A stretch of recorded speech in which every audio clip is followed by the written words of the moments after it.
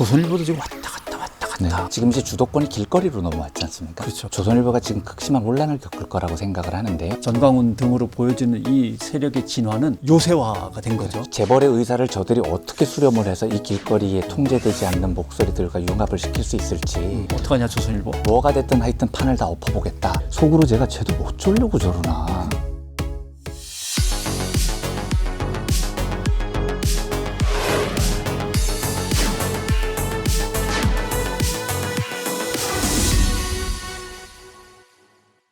여러분 안녕하십니까. 미디어 알릴레오 변상욱입니다. 이번 주 요주의 기사는 내란을 내란이라 부르지 못하는 21세기의 벌렬입니다.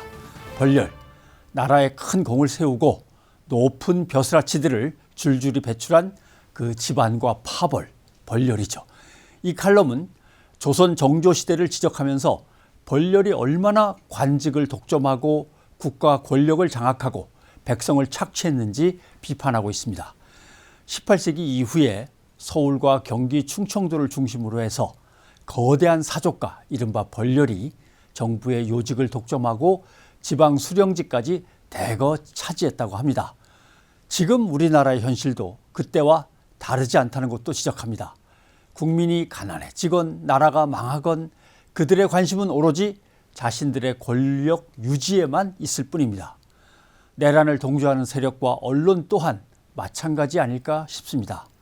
내란을 물타기하고 자신의 카르텔을 유지하기 위해서 내란을 내란이라 부르지 못하는 21세기 벌렬의 또 다른 이름, 언론에 주목해 보겠습니다.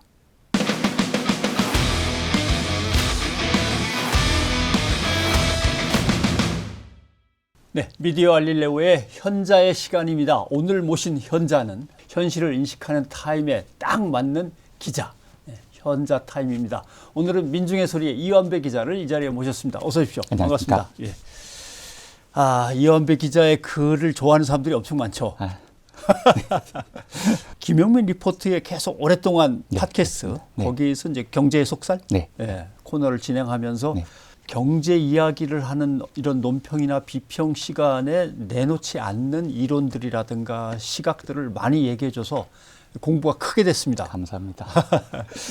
본인은 아니라고 뭐 극구 부인할 수도 있지만 사실은 많은 사람들이 고마워도 하고 재밌어하고 기다렸다 듣는 그런 팟캐스트였습니다. 몇 년 했어요? 경제 속살? 4년 6개월 했습니다. 4년 6개월. 자, 나온 김에 경제와 관련된 책이 뭐 있습니까? 혹시 저서 중에? 한국재벌 흑역사를 2권까지 썼고요. 재벌 흑역사. 예, 경제 속살, 1, 2, 3, 4권 1, 2, 3, 4. 썼고 한 15권 정도 되는 것 같습니다. 나머지면. 네. 예. 전공은 본래 국제경제. 네, 맞습니다. 국제경제 쪽이고 동아일보에 입사할 때가 몇 년도셨어요? 97년 12월 IMF 바로 터지고 직후였었습니다. 야, 험한 시절에 험한 들어갔네. 시절이었어요. IMF가 한 10년만 늦게 왔어도 그래도 좀 괜찮았는데. 예. 사실은 동아일보가 그 무렵 언저리부터 조금 이제 색깔을 달리하고 그랬을 겁니다. 정확하게 2001년부터. 근데 뭐 얘기가 나왔으니까 지금의 동아일보는 또다시 그래도 뭔가 제정신을 차려가는가 이제 이런 얘기들을 많이 합니다. 왜냐하면 조중동이라고 하는 대우가 있었는데 조선일보와 동아일보는 확연하게 다르고 어떨 때는 경향보다도 동아일보가 더 세게 비판하는 거 아니야? 요즘 이럴 때도 있고. 그래서 그렇죠. 지금의 동아 스탠스는 어떻게 보십니까? 내란 이후에 벌어진 일은 아닌 것 같고요. 제가 알기로 윤석열 정권 들어온 다음부터 얼마 되지 않아서부터 계속 그런 스탠스가 있었습니다. 근데 분석은 뭐 여러 가지가 있더라고요. 채널 A가 사고 친 것 때문에 윤석열 정권과 뭐 크게 틀어졌다는 얘기도 있고, 제가 내막은 잘 모르겠지만 한 가지 확실한 건 적어도 그게 아래서부터 변화는 아닙니다. 아래에서부터의 변화는 아니다. 예, 그러니까 거기에 그럴 만한 힘을 가진 기자들이 남아있지는 않습니다. 그리고 간부들도 마찬가지입니다. 거기 지금 동아일보의 가장 중요한 사람이 임채청 대표이사, 그리고 천광암 논설주간, 이승환 편집국장, 거기는 이제 동기입니다.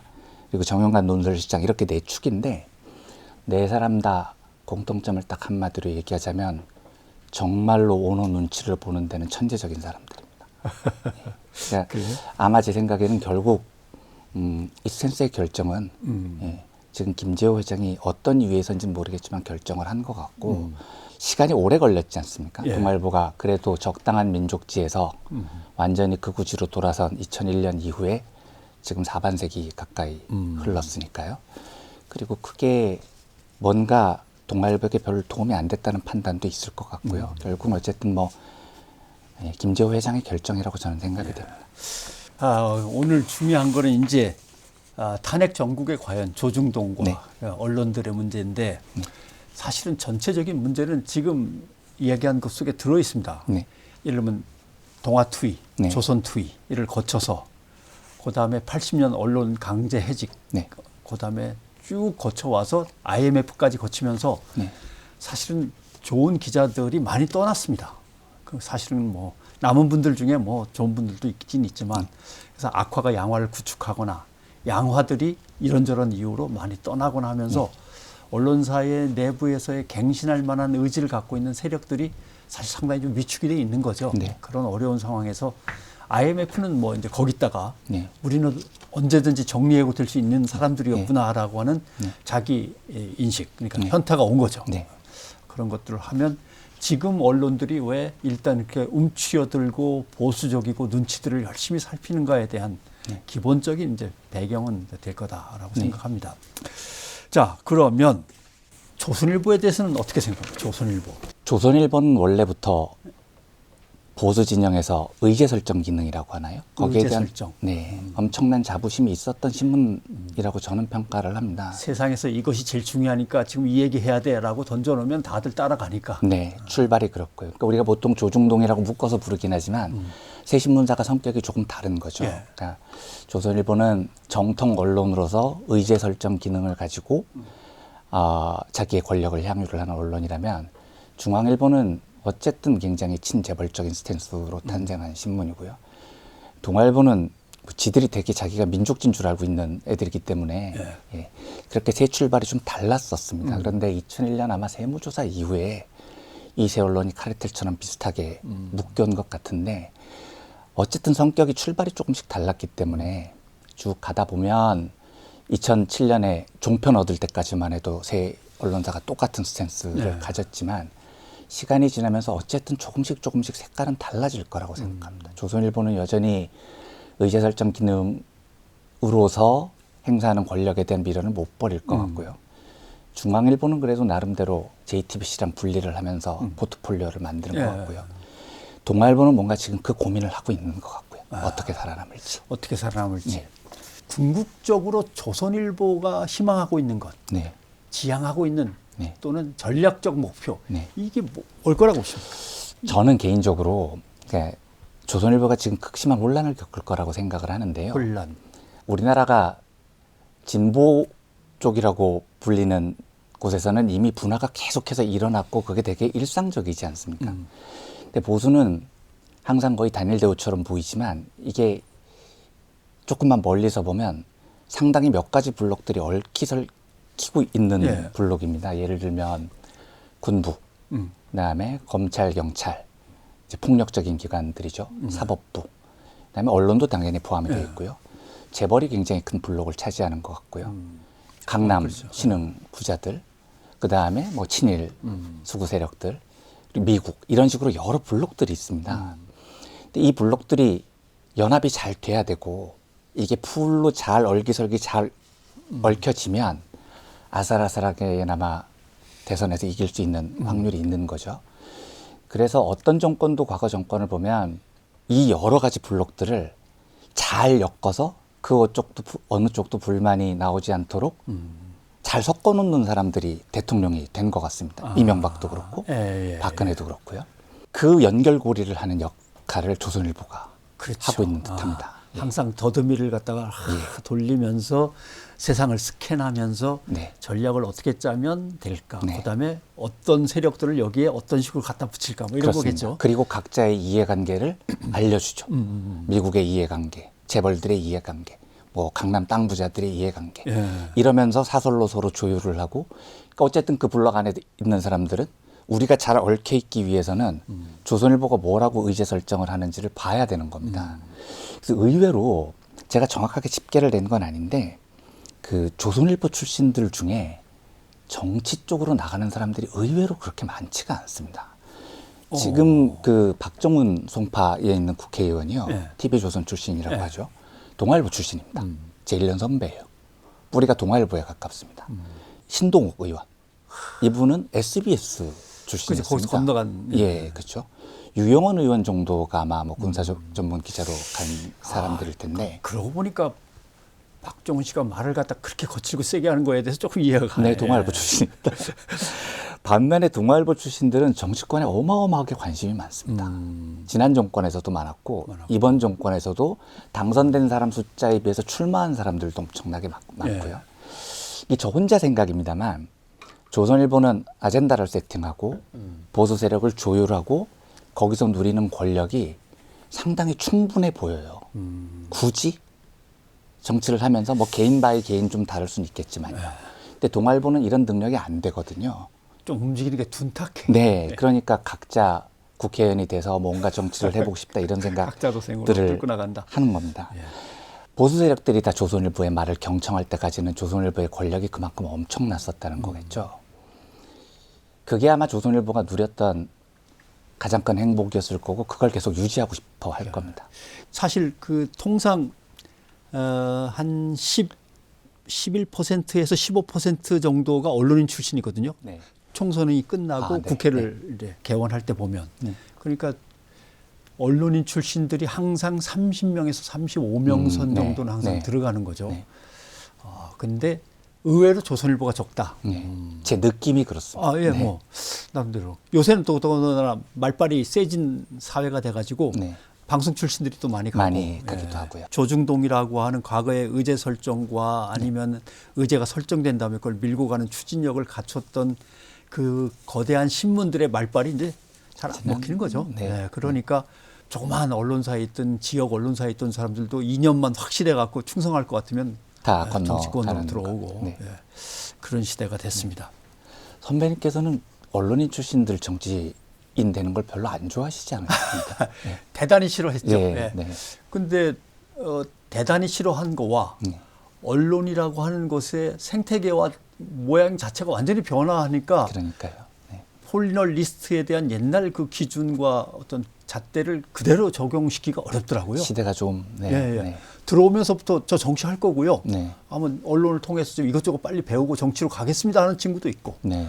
들어와서는 변호사 공부하는 친구도 있고 뭐 등등등 다들 이미 생각들이 갖고 있고 또 어떤 사람은 그렇게 열심히 배워갖고 가서 잘하고 이런 사람도 있고 다만 이제 문제는 있을 때 엉뚱하게 다음 정치에 가서 자기가 자리 잡을 걸 본 다음에 지금 언론에 속해갖고 장난질을 치거나 갔는데 빨대를 꽂아갖고 계속 정보를 빼내거나 후배들을 움직여서 여론을 조작하려고 그런다거나 아니면은 진짜 이거는 가면 다시 돌아오지 않기. 비겁하게 사장으로 돌아온다. 이사장으로 돌아온다거나. 낙하산으로. 언론 유관기관 중에서 보도나 제작에 영향력을 미칠 수 있는 자리로 가버린다거나. 이런 것들은 이건 안 된다고 보죠. 반대입니까? 찬성입니까? 저도 당연히 반대고 저는 진짜로 선배님께서 지금 진행을 하셔서 드리는 말씀이 아니라 기자의 마지막 노년은 저는 변상욱 선배님처럼 멋있었으면 좋겠습니다. 기자답게. 저도 알고 보면 복잡한 남자입니다. 근데 이제 탄핵 정국과 관련돼서 맨 처음에 조선일보는 좀 당황했던 것 같아요. 자기네가 염두에 두고 있지 않던 또는 스케줄이나 로드맵상에 없던 일이 벌어진 것 같이. 왜냐하면은 지금 설명해 준 대로 항상 스캔해 가면서 자, 윤석열, 김건희 리스크를 갖다가 어떻게 이 특검으로부터 벗어나면서 면하고 다음 차기를 준비해서 이게 자연스럽게 어떻게든 정권 유지가 돼야 되는데 이 고민을 하고 있는데 갑자기 친이 쿠데타 뭐 이상한 불법 계엄을 갖다 선포했다. 이걸 갖다 이제 당황해서 맨 처음에는 비판을 했던 것 같아요. 비판을 하고 그다음에 검찰도 휙 돌아서는 게 보이니까 이렇게 가다가 지금 생각은 이렇게 일사천리로 막 치고 뭐 그다음에 탄핵 소추에다가 거기다가 또 형사상에 이제 내란죄까지 이제 재판 들어가고 이렇게 하면 계속 밀리다 보면은 민주당 네. 그리고 이재명 네. 다음 대권은 너무 뻔한 거 아니야? 네. 이대로는 안 되는데라는 생각을 한 것 같습니다. 네. 조선일보의 지금 그 탄핵 이후의 과정은 어떻게 봅니까? 굉장히 혼란스러운 과정 속에서도 선배님께서 말씀하신 쪽으로 조금씩 방향을 예. 잡아가고 있는 것 같기는 합니다. 그런데 쟤들이 궁극적으로 정말 어떤 선택을 할지는 제가 예측을 잘 못하겠는 게 예를 들면 지금 이제 주도권이 길거리로 넘어왔지 않습니까? 그렇죠. 예, 근데 이 길거리라는 게 무브먼트의 영역입니다. 운동의 영역인데 진보 진영에서는 이 무브먼트가 정치로 소화되는 과정이 굉장히 자연스러웠었습니다. 예. 예. 김대중 대통령만 해도 그 도포자락 입고 대중 앞에서 연설을 할 때 보면 너무너무 멋있는 예, 길거리의 운동가셨고요. 예. 노무현 대통령 뭐 말할 것도 없고요. 근데 제 기억에 조선일보가 아젠다 세팅하는 역사 속에 길거리에서 벌어지는 이 무브먼트를 소화를 해본 경험이 아예 없을 겁니다. 통제가 일단 안 되지 않습니까? 예. 예, 자기가 조율을 해야 되는 아, 수많은 그치. 블록들에 내 맘대로 조율을 해야 되는데. 이걸 해야 되는데 조선일보가 통제할 수 없는 말들이 길거리에서 나오기 시작합니다. 예를 들면 지금 이제 그 조선일보 입장에서는 어떤 식으로건 저 세력을 이용을 해서 윤석열 탄핵을 조금이라도 지연시키고 어떻게 해서든 이재명 대표가 대통령이 되는 것을 막아야 되겠다는 쪽으로 스탠스를 전환한 것처럼 보이기는 해요. 근데 속으로 제가 제대로 어쩌려고 저러나. 왜냐하면 저게 되려면 길거리에서 통제되지 않는 얘기들을 다 그럴싸하게 소화를 해줘야 되는데 서부지법의 폭동을 일으키자, 헌법재판소를 박살내자, 이건 자기들이 이루고 있는 중요한 고객 중에 한 축을 버려야 되는 겁니다. 사법부라는요. 쿠데타를 내란을 동조하자, 윤석열을 살려내자. 미국은 절대 그렇게 생각 안 할 것 같아요. 그렇죠. 미국이 예. 검경도 지금 돌아선 상태인데 오로지 길거리에서 나오는 저 통제 안 되는 말만 믿고 윤석열을 구해내자. 방향은 얼추 그 방향으로 잡은 것 같습니다만 저렇게 되면 성공할 가능성도 낮아 보이지만 그렇지 않아도 종이신문의 통제력도 낮아지고 있고 조선일보의 의제 설정 파워도 낮아지고 있는데 예, 제가 보기에는 굉장히 심각하게 타격을 입을지도 모르겠습니다. 네. 그래서 얼마 전에 양땡땡 씨의 논설 속에 들어있는 조선일보의 그 어떤 의제 설정의 고민을 보면 윤석열을 자진하야시킬 테니까 네. 탄핵 소추를 그냥 여기서 그냥 네. 멈추고 네. 기각하는 걸로 마무리 짓고 네. 이렇게 되면 이제 국민의힘도 타격이 적죠. 네. 훨씬 적죠. 네. 대통령을 알아서 내보냈고 탄핵 소추는 중지됐고 네. 나름대로 여당은 다시 국정 운영에 네. 이제 다시 주도권으로 돌아가고 네. 그러니까 지금 자꾸 시간을 끌면서 네. 조선일보의 구호가 조금 바뀌는 것 같아요. 네. 국민이 이렇게 반으로 나눠서 싸워갖고 서로 폭동을 일으키면 어떡합니까? 네. 네. 정치적으로 해결합시다. 네. 조선일보 생각이군요, 그게. 네. 그러니까 그 생각이 자기들이 관리하는 모든 블록들이 합의를 할 수 있는 할수 어젠다라고 있는- 생각을 맞아요. 예. 예, 할지도 모르겠습니다. 우리를 확실하게 떠받치는 변함없는 세력들 또는 네. 가장 힘 있는 세력들. 네. 그 세력들이 거중 조정에 의해서 딱 좋지. 돼야 그 정도면 된다. 좋아. 특히 자기 말에 의해서 그렇게 되면 가장 좋은. 그렇죠. 그림. 우리가 얘기했잖아 네, 그때. 네, 네. 근데 만약에 네. 탄핵이 그대로 받아들여지고 네. 이제 인용이 된 다음에 네. 이제 흥분한 거리에 또 투사들이 막 네. 들고 일어나고 또 반대쪽에서는 네. 또 진보 진영 집회도 있을 테니까. 네. 그래서 국가의 어떤 분열 양상을 띠면 보나마나 또 그러겠죠. 그러니까 안 된다고 했잖아. 네, 내가 내 말 들으라고 했잖아. 네. 참. 네. 근데 이제 칼럼 쓰신 것 중에 네. 거리 아스팔트의 그 우파들에 대해서 쓴 네. 대목도 있습니다. 네. 제일 눈에 들어왔던 거는 네. 예전에는 이 사람들이 보수 진영에서의 변방, 잉여 네. 세력이었는데 네. 지금은 아니다. 그 부분인 것 같아요, 저는. 네. 과거에는 그렇게 근본적으로 보수 세력은 제 개인적인 생각입니다만 네. 길거리에서 벌어지고 있는 운동, 무브먼트에 대해서 일고의 가치도 안 뒀었던 것 같습니다. 그 사람들 생각에도 일탈한 사람들이 잠깐 네, 벗어난 그냥 사람들. 뭐 거기에 의존할 이유도 없고 우리가 저런 식으로 목소리를 낼 이유도 없고요. 진보 진영은 그게 굉장히 잘 돼 왔죠. 거리의 목소리 뭐 이런 것들이 정치권으로 소화되는 과정이요. 그래서 박근혜가 만들었던 아스팔트 우파라고 생각하는 사람들은 그냥 돈도 작은 규모의 국정원이 이제 뭐 어버이연합에 일당 정도 주면 그렇죠. 나오면 예. 한 5만 원 정도 받고 나오는 이 정도 규모의 얘기들이었고 전광훈의 목소리도 저쪽 계열 정당에서는 아유 거리를 둬. 예. 이 정도였었던 것 같습니다. 근데 이건 제 분석이 아니고 민중의 소리에서 16년 동안 편집국장 하신 그 이정구 국장이 이런 분석을 하던데 87년 체제에서는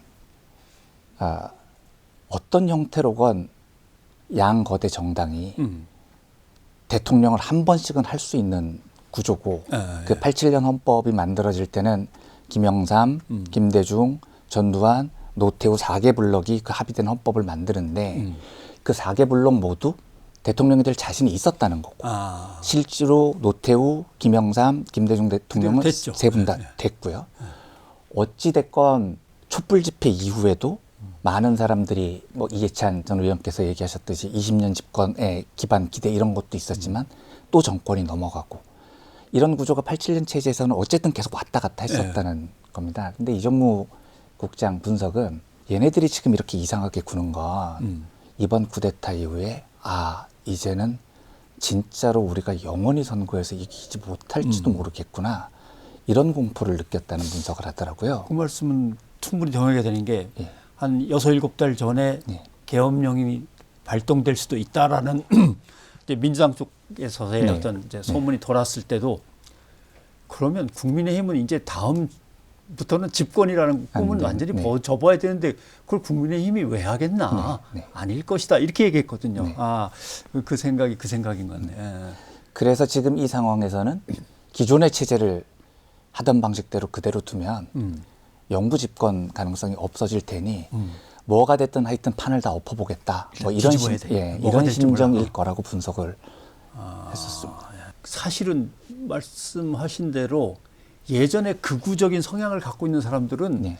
괜히 거 가서 흙탕물 튈까 봐 그러니까요. 가까이 안 갔어요. 정치 세력들도 손을 내민 세력은 없었습니다. 네.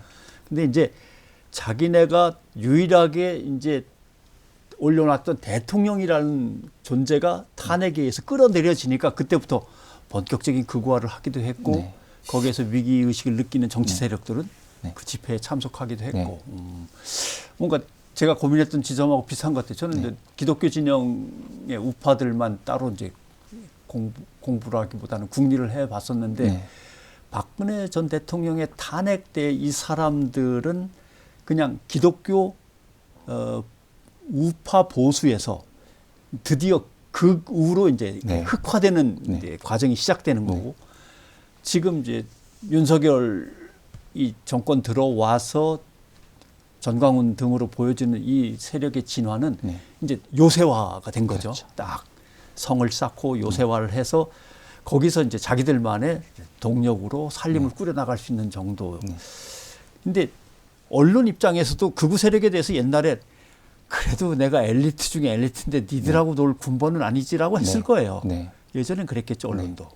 그래서 지금 갈등이 많을 겁니다. 저는 지금 제일 고민이 되는 그 지배 블록 중에 한 곳이 재벌일 거라고 생각을 합니다. 재벌.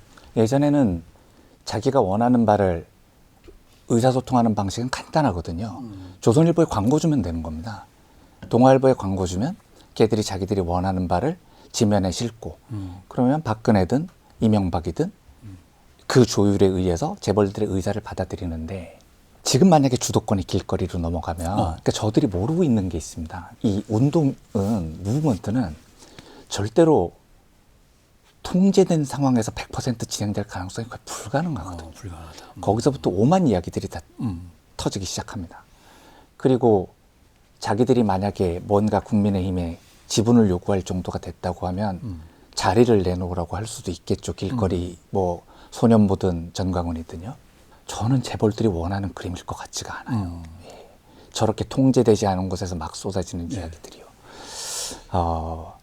동아일보는 어쨌든 새로운 스탠스를 정하겠지만 동아일보 구조상 삼성이랑 사돈가니까 사돈과 삼성의 대변인 노릇은 절대 포기를 못한다고 보면 중앙일보는 당연히 원래 친재벌적이었고요.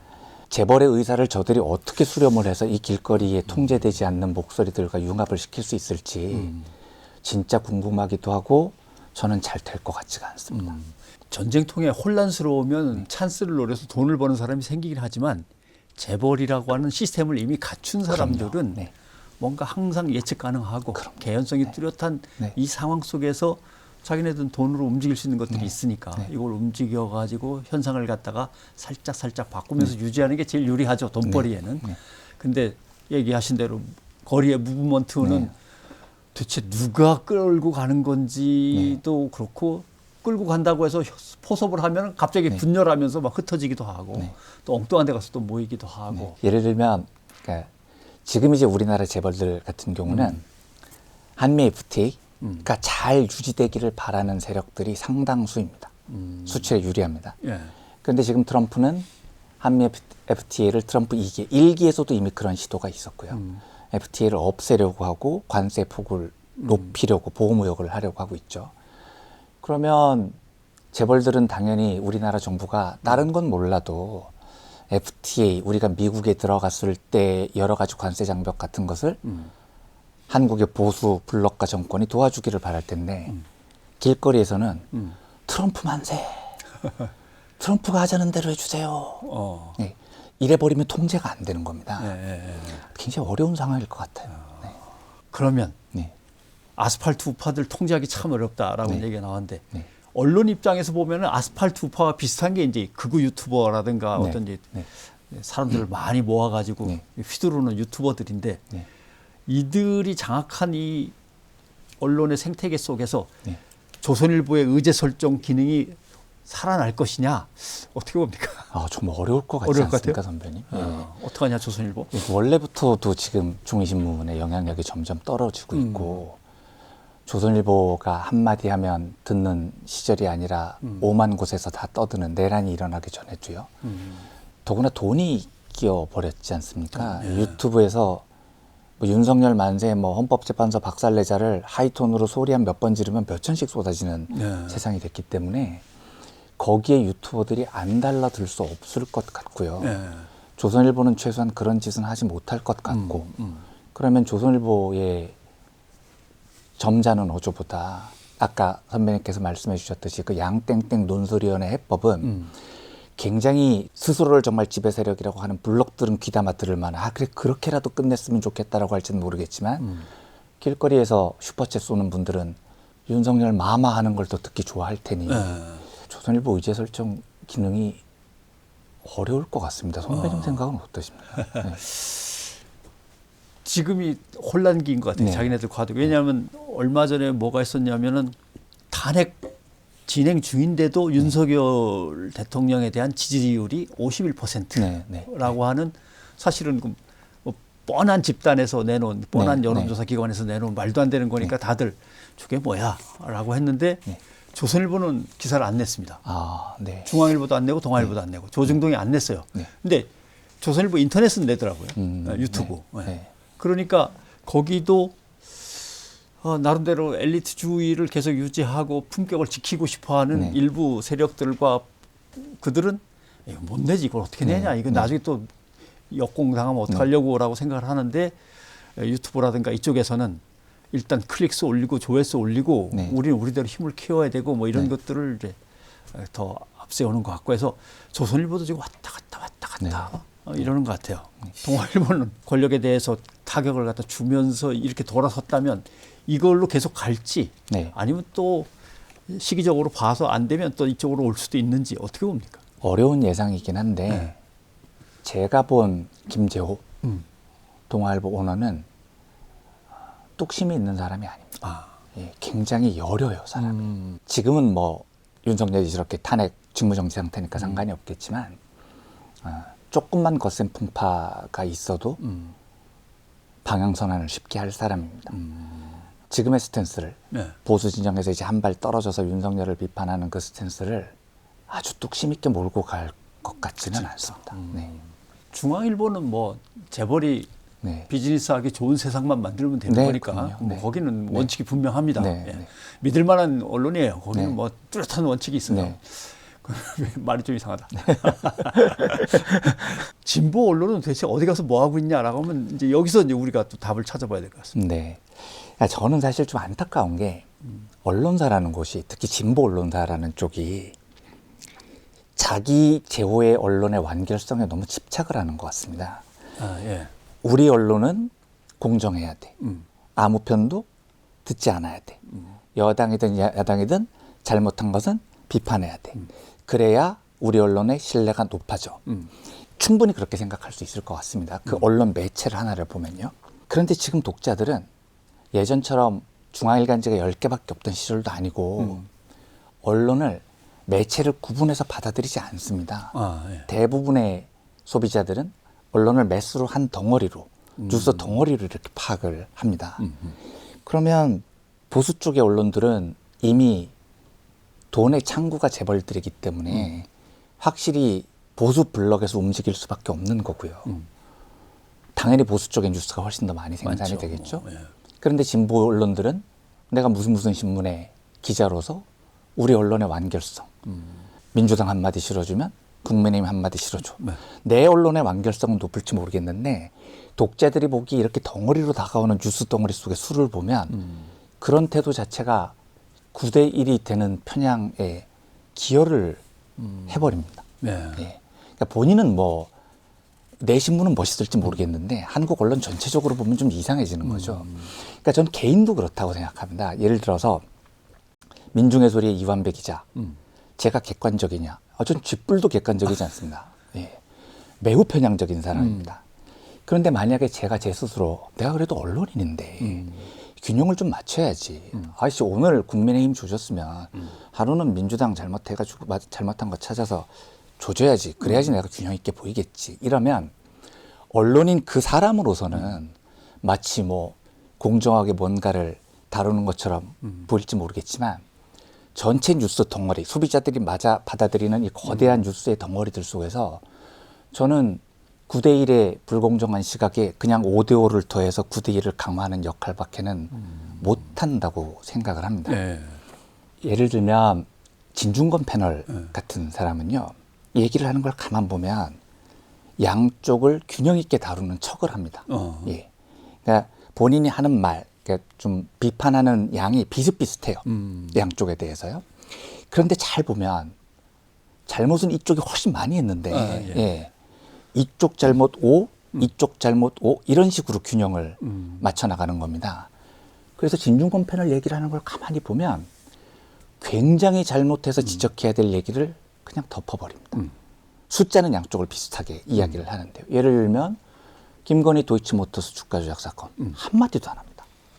이런 식으로 본인은 균형을 맞추는 것 같으니까 본인은 방송에서 부르기가 좋은 사람이 되잖아요. 그렇죠. 예.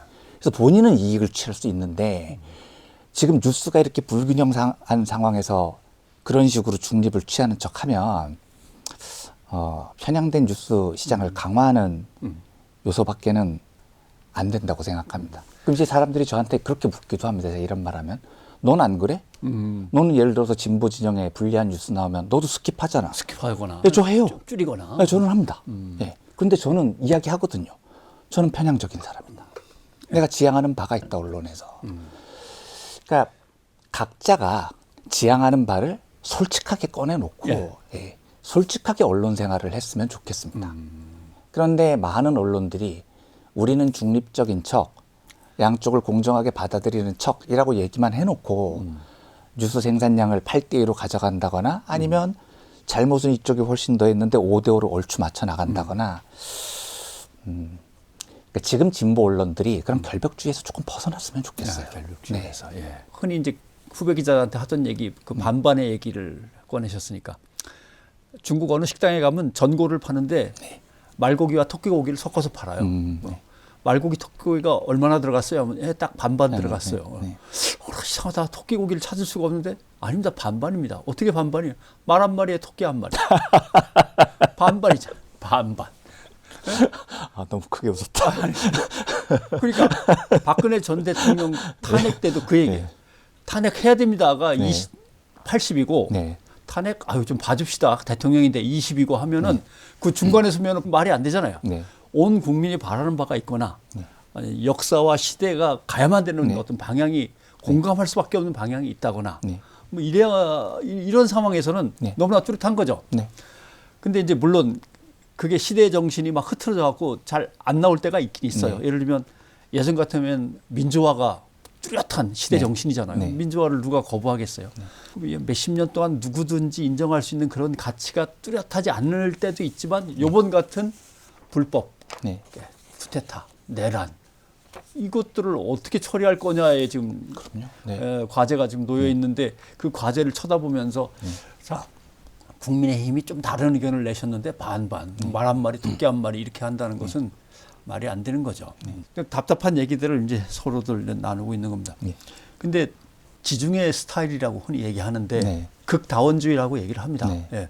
왜냐하면 우리는 좌파 신문입니다. 네. 우리는 극우 신문입니다. 우리는 중도 우파에 속합니다. 이게 분명하게 내놓고 기사를 계속 쓰는 네.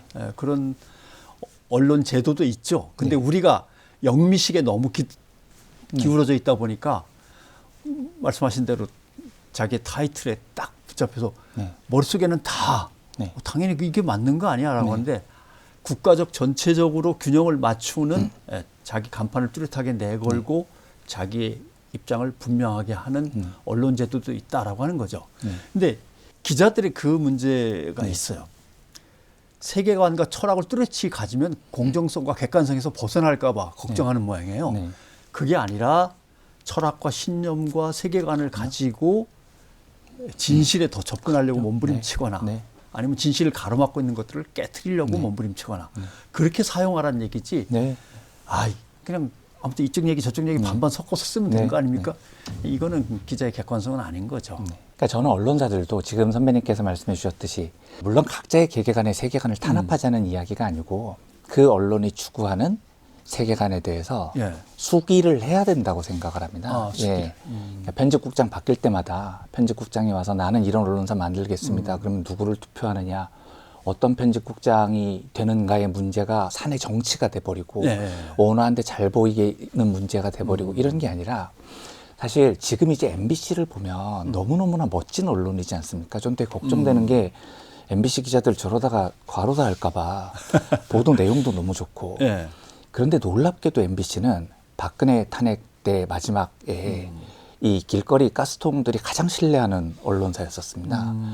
그러니까 우리나라의 공영 언론이라는 게 수기가 안 돼 있다 보니 정권이 바뀌면 휙휙 왔다 갔다 해버리는 겁니다. 신문사도 마찬가지로 어떤 편집국장이 이런 이야기를 하면 진보 언론에서도요. 오너십이 분명하지 않은 진보 언론 내에서도 사내 정치를 통해서 그 언론사가 가져야 되는 세계관이 이리로 갔다가 저리로 갔다가 하는 경향들이 보여집니다. 그러니까 적어도 오너십에 휘둘르지 않는 진보 독립 언론들은 진실을 파헤치고 당연한 이야기죠. 언론의 진실을 사실만을 보도하고 사실만을 보도해야죠. 근데 그게 아니라 선배님께서 말씀하셨던 세계관에 대한 우리가 어떤 사회를 지향하고 그 사회에 맞게 세상을 해석할 수 있는 팩트들을 발굴해내고 하는 것에 대한 조금 성숙된 언론 문화를 만들어 나갔으면 좋겠어요. 사주의 언론, 언론사로서의 언론, 회사로서의 언론, 그다음에 거기 종사자로서의 언론, 그다음에 이제 우리가 다른 게 생겼어요. 시민 언론이라는 게 갑자기 생겨났고 이제 미디어 시민이 이제 유지하는 1인 언론들도 얼마든지 숫자가 엄청나게 불어나고 있습니다. 만약에 우리가 레가시 언론이라고 하는 기성 언론들이 잘 못하면 이제 디지털 세상에서는 많은 시민들이 저마다의 소신을 갖고 만드는 언론들이 우리의 빈자리나 우리의 편향성을 뭔가 정리해 주거나 우리가 뭔가 잘못했던 것을 보완해 주겠지라고 기대를 했는데 요즘 유튜브들이나 뭐 이것저것 또는 작은 인터넷 언론사의 다수를 보면 기성 레가시 언론들이 잘못하던 걸 그대로 모아가지고 가서 그 비비들을 다 그냥 섞어가지고 그냥 달려나가는 이런 느낌을 많이 받아서 레가시와 비레가시 또는 뭐 그 기성 언론과 이제 뉴 미디어 어떻게 뭐 정리를 하든지 간에 어떻게 될 것 같습니까? 이것도 제가 한 달에 걸쳐서 들은 이야기인데 뉴스토마토가 작년에 한때 굉장히 그 뛰어난 보도들을 많이 하면서 세간의 주목을 많이 받았지 않습니까? 근데 뉴스토마토에 계신 분의 하소연인데 축하를 많이 받았을 거 아닙니까? 뭐 대단한 특종도 많이 하고 아이고 뭐 고생합니다 그랬더니 좋아진 게 별로 없어요. 사람들이 우리 매체를 훨씬 더 많이 알아보는 것 외에는요. 이게 무슨 말이냐면 누군가가 대단한 특종 보도를 하면 사람들이 그 특정 보도를 한 매체의 뉴스를 소비하지 않고 그 특정 보도를 읊어주는 다른 방식으로 소비를 하는 시대가 돼버렸습니다. 업체용으로 우라카이에서 대충 그렇죠. 우라카이를 내보내는, 하는 예, 그런 카피해서 내보내는 그런 예. 게 된 거죠. 심지어 그게 비열한 방식도 아닙니다. 이건 뉴스 토마토 보도인데요 하고 다 이야기를 합니다. 네. 예. 그런데 어쨌든 소스가 이 있으니까. 원 소스는 본인들이 내세웠던 발굴한 엄청난 팩트에 비해서 뭐 경제적인 이익을 노리고 한 건 아니겠지만 어쨌든 경제적인 보상이랄까 이게 누릴 수가 별로 없는 시대가 돼버렸습니다. 예전에 선배님께서 저보다 더 잘 아시겠지만 97년인가 등소평 사망했을 때 예. 중앙일보가 새벽에 윤전기를 멈추고 일면에 등소평 사망을 톱으로 내세워서 세계에서 지들이 제일 먼저 등소평 사망을 단독 보도했다고 한번 난리를 친 적이 있었지 않습니까?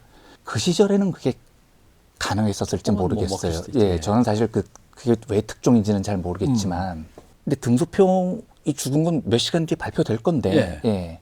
그걸 몇 시간 일찍 발표하는 게 무슨 특종인지는 모르겠지만, 어쨌든 남이 모르는 걸 알아냈으니 특종이다, 중앙일보의 역사다, 뭐 이렇게 얘기를 할 수 있겠죠.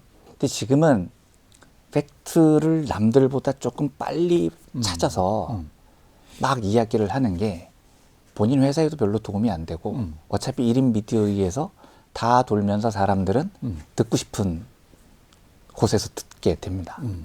결국 저는 해석력의 차이일 거라고 생각합니다. 예. 어느 쪽의 해석력이 더 뛰어나냐. 1인 미디어가 유튜브 같은 채널들이 기존 언론들을 한번 크게 뒤흔든 건 사실이고요.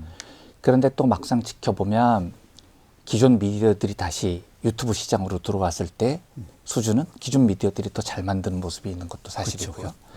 이 복잡한 상황의 혼재의 마무리는 어느 쪽이 팩트들을 빨리 발굴하느냐가 아니고 어느 쪽이 멋진 세계관을 가지고 팩트들을 잘 해석하느냐에 달려 있을 것 같습니다.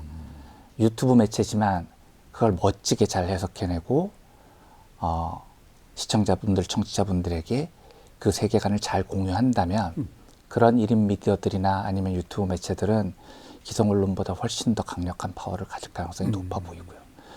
기성 매체 200명 정도 기자를 가진 인력풀에 파워 있는 매체일지라도 경찰서나 돌면서 네. 뭐 단독해가지고 누가 누구를 얼마 더 훔쳤다 이런 거 빨리 찾아오는 데서 못 벗어나는 속보 경쟁이나 하는 곳들은 힘들 것 같아요. 그러니까 그게 어쩌면 식민지의 유산인 것도 있어요. 왜냐하면 일본이라고 하는 군사 제국이 네. 조선 한반도를 일단 강탈을 해서 네. 그다음부터 중요한 건 통제입니다. 네. 반란이 일어나지 않게 네. 통제하는 거니까 모든 것이 통제 위주니까 경찰 위주로 됐단 말이죠. 네. 그러니까 정보는 다 경찰로 모이게 돼 있고 경찰이 분석하게 돼 있고 네.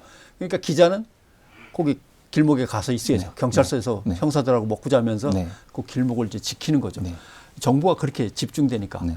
그런데 그 뒤에 권위주의 정권이나 또는 억압적인 정권 하에서도 네. 마찬가지죠. 정보기관과 사법기관이 네. 정보를 모으고 풀고 네. 다 한단 말이죠. 그러니까 거기 가서 이제 모여 있고 네. 워낙 권력이 위에 정점에 집중돼 있으니까 거기에 잘 보여야 네. 되고.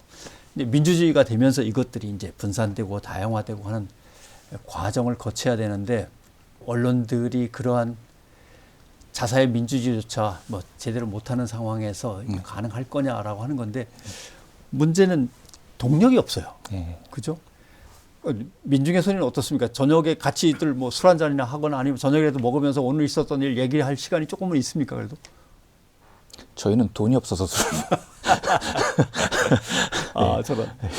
사무실에서의 분위기는 어떻습니까? 사무실 분위기에서는 근데 저희가 좀 이런 한계가 있습니다. 어떤 거냐면 저희 회사 이름이 민중의 소리이지 않습니까? 민중의 소리. 이건 세계관이 민중의 소리가 아니면 너무 이상한 언론사잖아요. 그래서 이미 들어오는 사람들부터 진보적이고 사회의 약자편에 서고 하는 세계관에 동의된 사람들이 있고. 있는 사람들이 들어오고요. 그렇죠. 네. 뭐 돈 얘기, 경제 얘기 나왔으니까 네. 경제 기사에 대해서는 어떤 게 제일 불만스럽습니까? 해석 자체가 우리나라의 가장 큰 문제를 아예 못 건드리는 영역이 있습니다. 예. 재벌. 재벌. 예. 재벌로부터 돈이 나오니까요. 그러니까 아예 이 경제 문제의 제일 중요한 부분을 건드리지를 못하니까 기사 자체가 앞뒤가 아예 안 맞습니다. 예, 예, 이 얼마 전에 제가 롯데가 요즘 상황이 너무 안 좋지 않습니까? 예, 예. 그래서 보통 뭐 정치적인 얘기를 경제 칼럼이라고 쓰는데 하도 좀 한심해서 칼럼을 롯데에 대해서 하나 쓴 게 있습니다. 예. 아키오가 말아먹고 사토시가 구원투수? 롯데 지금 개콘 찍냐? 뭐 이런 예, 칼럼입니다. 뭐냐면 지금 롯데가 잘못된 건 신동빈 회장이 망친 겁니다. 롯데케미칼이라는 곳을 망친 건데 롯데케미칼은 완전히 신동빈이 주도한 회사니까요. 그런데 그 대안이 이번 연말 인사에서 그 아들을 부사장으로 승진시킨 겁니다. 근데 그 아들은 지금 일본인입니다. 예, 시게미치 사토시라는 우리나라 언론은 신유열이라고 부르지만 아직도 일본 국적의 사람입니다. 그래서 그 칼럼의 요지는 아니 아빠가 말아먹었는데 아들한테 구원투수를 맡기는 게 말이 되느냐. 그게 해결이 되나? 예, 더구나 그 아들은 한국말도 못하고요. 이미 신사업을 3개를 맡아서 다 말아먹었습니다. 능력이 없는 사람이에요. 도대체 얘가 왜 구원투수냐. 심지어 그 구원투수라는 말은 조선일보에서 쓴 표현을 그대로 써서 했거든요.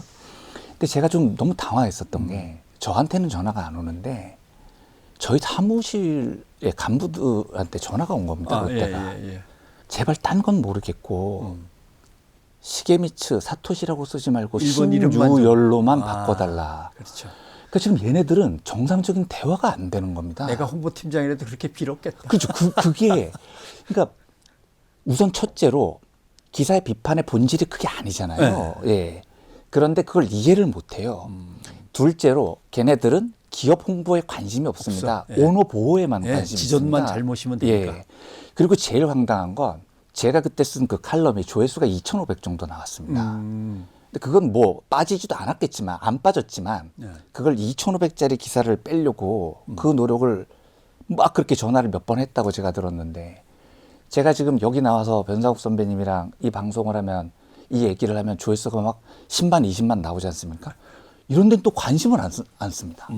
그러니까 걔들의 관심사는 사람들이 이 얘기를 듣고 신동빈을 나쁘게 생각하느냐조차도 아닙니다.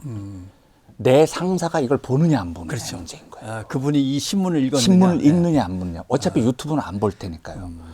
그러니까 재벌들도 한심하고 예, 언론사들도 한심하고 비평도 안 되고 쟤네들은 그걸 다 돈으로 막을 수 있다고 생각을 하고 그러니까 이제 예. 그게 유명한 세월호 참사 때 아유 근데 어제 대통령이 하필 그 뉴스를 봐버리셨네.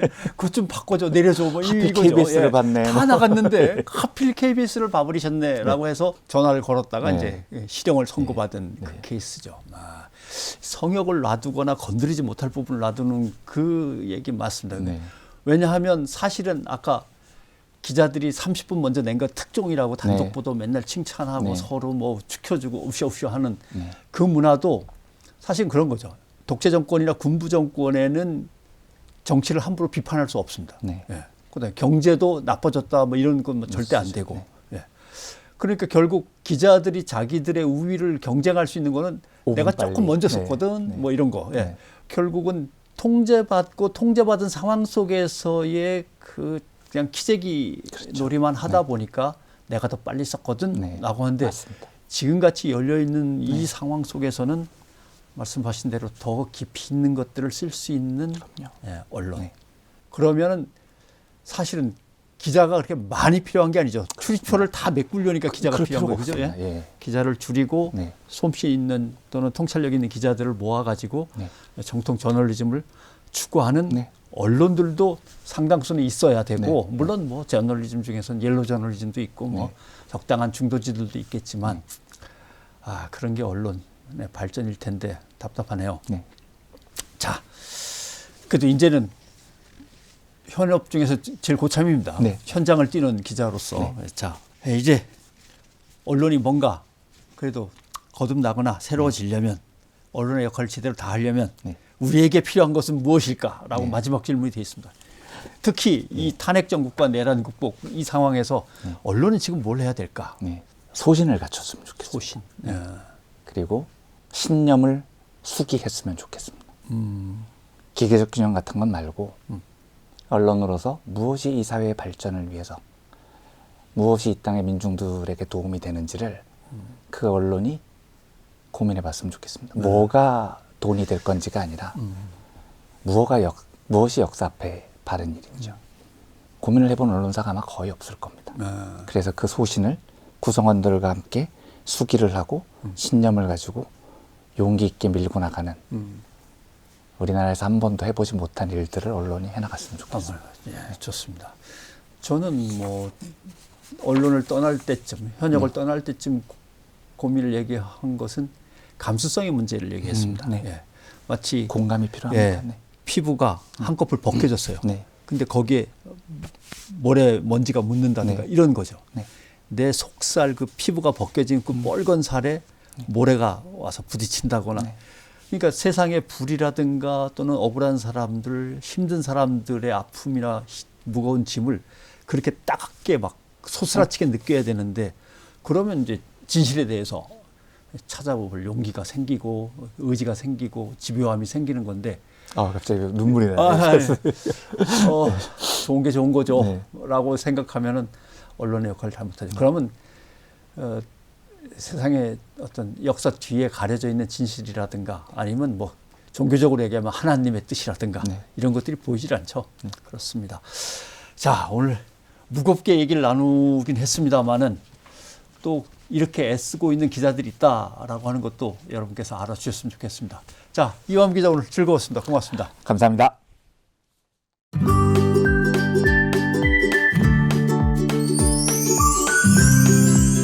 오늘의 기사 맛집은 슬로우 뉴스의 리포트, 군인들의 눈물, 누가 거짓말을 하는가입니다.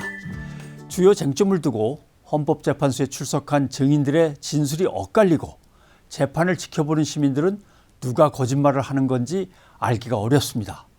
이 리포트는 증인으로 출석한 사람들이 공통적으로 가리키고 있는 진실이 무엇인지, 탄핵 심판의 핵심 쟁점이 무엇인지 잘 정리하고 있습니다. 밝혀진 진실을 중심으로 사실에 근거해서 논점을 정리하는 것, 저널리즘 기본 원칙 중에 하나죠. 오늘 미디어 알릴레오는 여기까지입니다. 좋아요, 댓글, 구독, 알림 설정 잊지 마시고요. 저는 다음 주에 다시 뵙겠습니다.